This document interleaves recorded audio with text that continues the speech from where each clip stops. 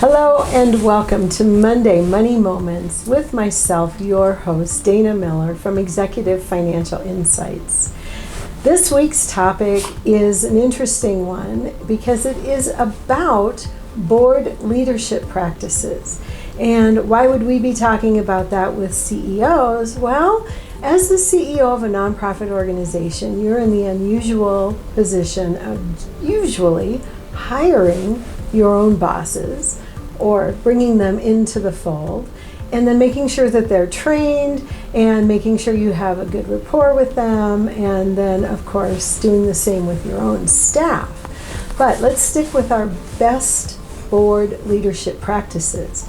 There is an organization, there are a couple of them, but GuideStar is one that monitors how well nonprofit organizations do with respect to board leadership practices. And there are 5 areas that they have very specific questions on. So we'll review those here just so you know that you need to be paying attention to this and on top of it so you can report out to GuideStar and then engender confidence in the governance of your organization. So we will start with the board orientation and education. Do you conduct a formal orientation for your new board members? And do you require all board members to sign a written agreement regarding what their roles, responsibilities, and your expectations of them are? CEO Oversight. Does the board conduct a formal written assessment of you, the chief executive? And do they do so on an annual basis? And then, do they evaluate your pay and benchmark it in the marketplace? And some of these questions are actually also asked on the IRS 990 tax returns. So answering in the affirmative of these will give more credence to your organization.